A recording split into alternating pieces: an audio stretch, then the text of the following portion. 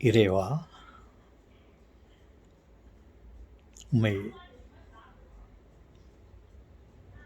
வணங்கிவிட்டு இந்த வீடியோவை ஆரம்பிக்கிறேன். என் அன்பு செல்வங்களே, பாருங்கள், நமது இறைவன் உயிரினங்களை படைக்க வேண்டும் என்று நினைத்திருக்கிறார். அதே போலவே பல வகையான உயிரினங்களை படைத்திருக்கிறார். மண்ணிலே ஊர்ந்து கொண்டு செல்லும் பாம்பு வகைகள்,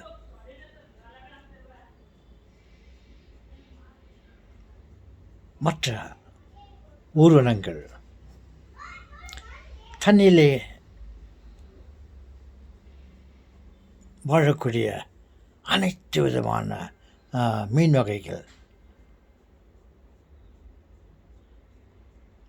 தரையிலே மேய்ந்து கொண்டிருக்கும் ஆடு மாடு, டீர், கேங்குரு,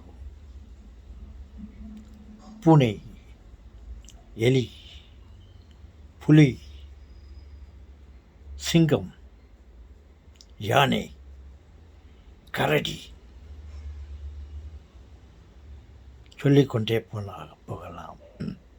அதே போல மனித இனங்கள்,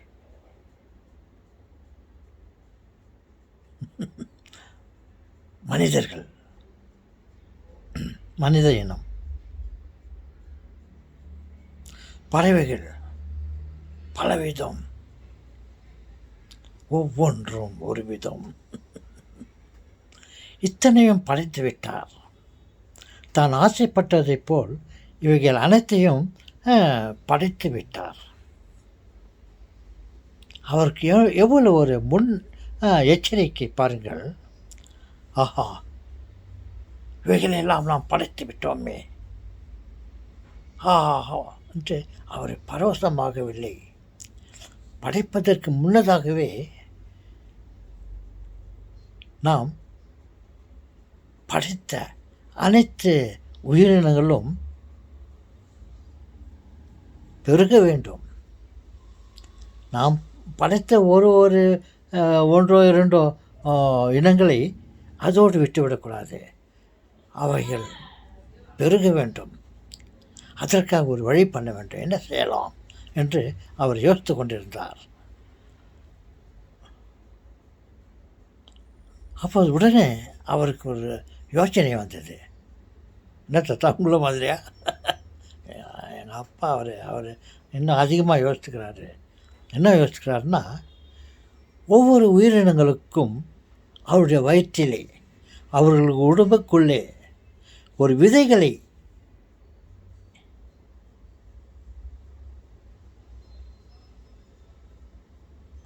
ஒரு குழந்தைகளை,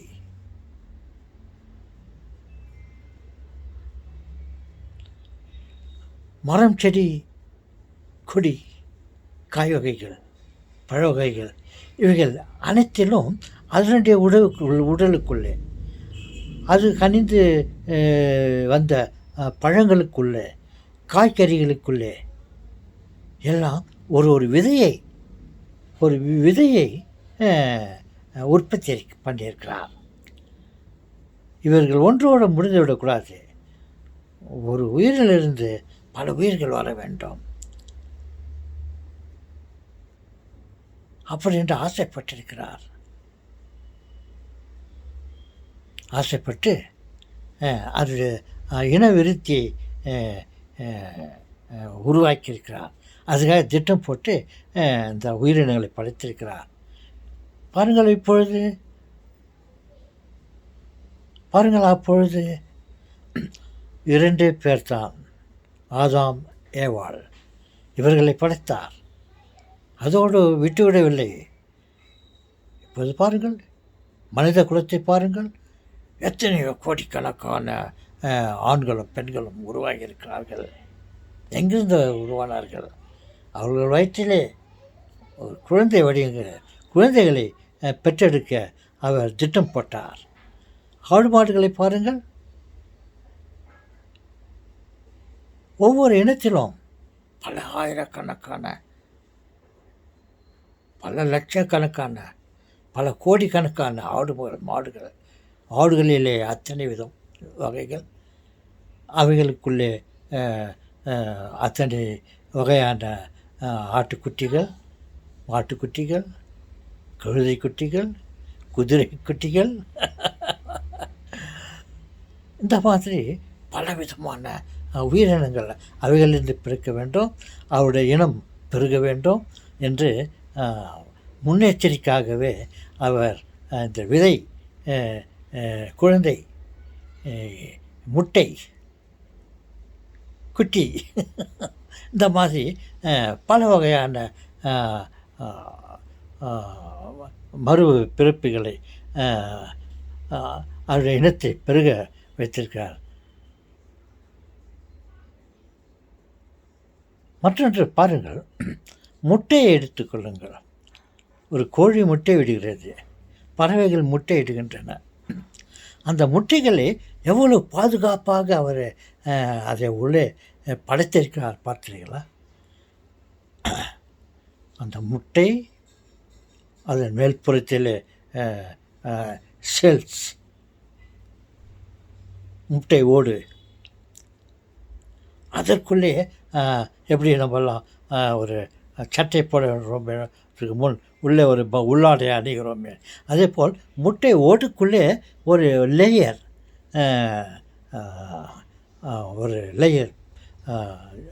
படுத்திருக்கிறார். அதுக்குள்ளே கருவை படுத்திருக்கிறார். நமக்கு தெரியுமே, வெள்ளை கரு, மஞ்சள் கரு என்று.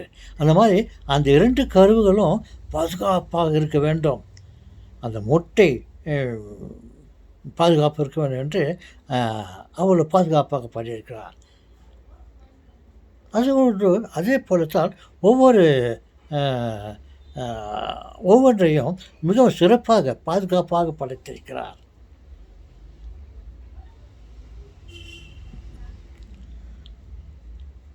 இதை பற்றி நாம் அதிகமாக யோசிக்கவில்லை. எனக்கு ஒரு சிந்தனை வந்தது. மனித இனத்தும் செடி வகை தாவர இனத்தையும், ஆடு மாடு பறவை கோழி கோக்கி இவைகள் எல்லாம் படைக்க வேண்டும். படைத்ததோடு அவர்களிடமிருந்து மற்ற குழந்தைகளை உருவாக்க வேண்டும் என்று அவர் திட்டம் போட்டு அந்த குழந்தை இனத்தை படைச்சிருக்கிறார். இல்லை என்றால் ஆதாம் ஏவாளோட போயிட்டு இருக்கோம். அவர் கொஞ்சம் கேர்லெஸ்ஸாக இருந்திருந்தா, ஏதோ படைத்து விட்டோமே அப்படின்ட்டு அவர் அதோடு ரசித்து கொண்டு இருக்கவில்லை. காலத்திற்கும் மக்கள் தொகை, உயிரினங்கள் அதிகரிக்க வேண்டும் என்ற ஒரு எண்ணத்தோடு இந்த குழந்தைகளையும் முட்டைகளையும் குட்டிகளையும் படைத்தார். ஓகே, எல்லாம் அதே போல தான் நம்மையும் படைத்துவிட்டு அவர் நமக்கு எந்த அளவில் நாம் பாதுகாப்பாக இருக்க வேண்டும் என்று மிகவும் கேர் எடுத்து நம்மளை படைத்திருக்கிறார். ஓகே சொல்லுங்களே, படைத்ததெல்லாம் படைத்தான். ஓகே சொல்லுங்களே, வணக்கம்.